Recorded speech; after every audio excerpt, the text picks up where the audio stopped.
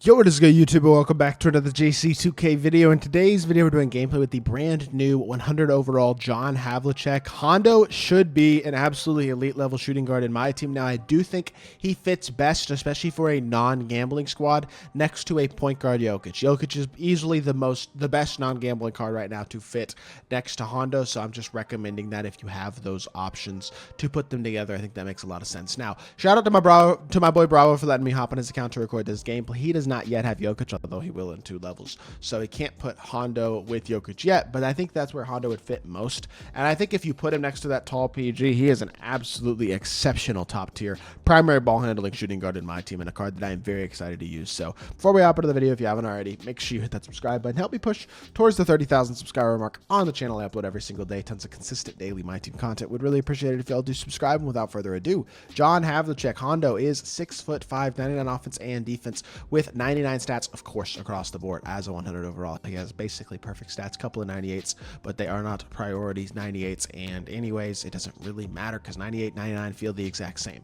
Also, stat and badge wise, I mean, just badges are like pretty much perfect as well. Is there anything you look at here and go, wow, I wish that was on Hall of Fame? Wow, I wish you had that badge. The answer is not really. Like, do we care about any of these gold badges? The honest truth, no, not really. Area Wizard you can add if you'd like, but as a whole, he is one of the more complete and elite looking shooting guards in my team. So the card on paper just looks absolutely phenomenal, but I think that's not it. Like, the thing about this Hondo card is his release is phenomenal. And I know that because I loved his Galaxy Opal card. His Galaxy Opal card had one problem, and that was that his same side Hezi just wasn't very good. But this Kevin Knox base is one of the quickest and smoothest releases in the game. Legitimately gets up faster than 95% of releases in this game. Like, it's faster than every release except for like Patty Mills and maybe 1 or 2 more releases in this game. Legitimately, when I say he is going to be one of the very best 300s in my team, I mean, besides Glenn Rice, this is the best 300 in my team. That is what I mean. This is the best, quickest fade that I have used on a guard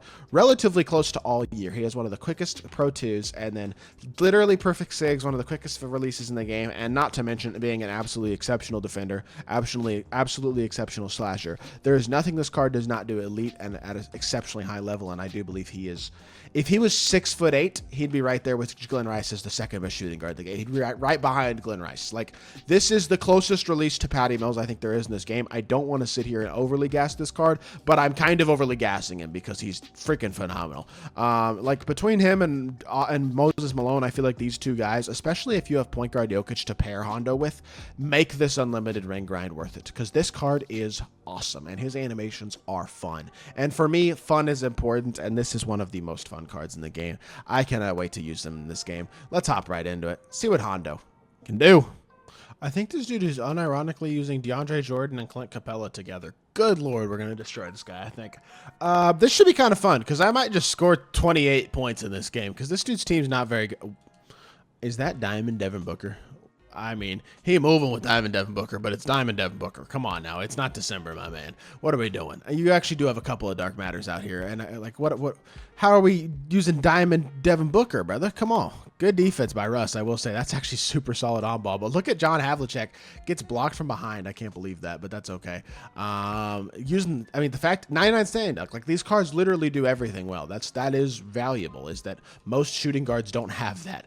And then that release is just disgustingly smooth. It is so quick and so smooth. I'm not sure there is a better release besides Patty Mills base in this game, period, right now than what John Havlicek has, because holy smokes, he is hooping. And his fade is so fast and so smooth.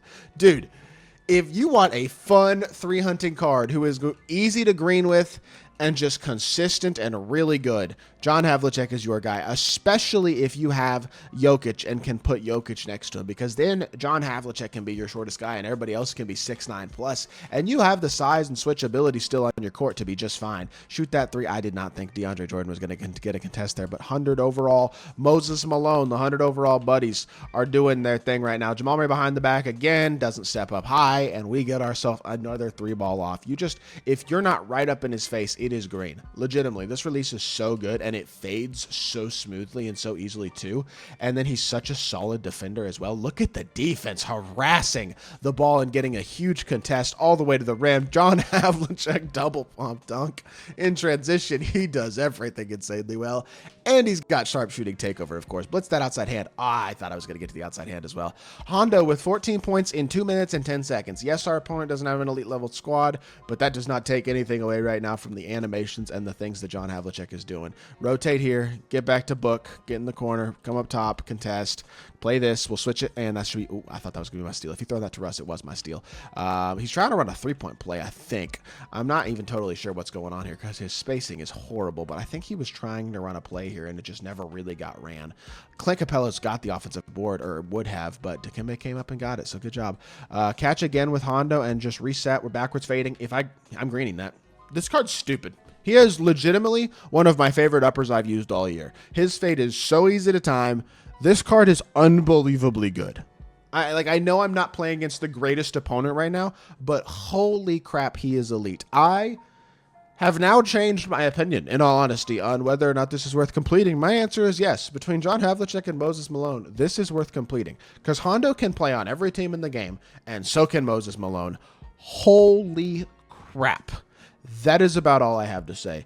I don't think I need to see anything else other than that. That was about the most impressive 3 minutes or so of gameplay that I've ever seen with the card, like in terms of his offensive ability. He has an unbelievably elite release, one of the most consistent and easy to green fades in the game, and is an elite level defender, a very capable slasher, and has legitimately perfect saves.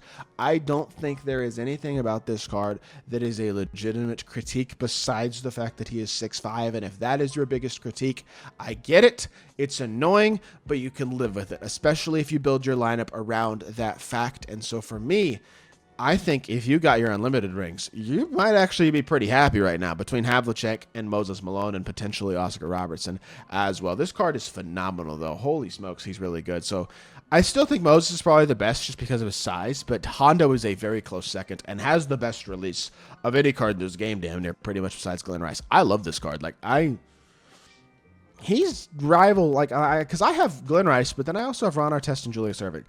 I like this card more, I think, than Ron Artest and Julius Erving. As crazy as that sounds, his animations are nuts. He is so, so good.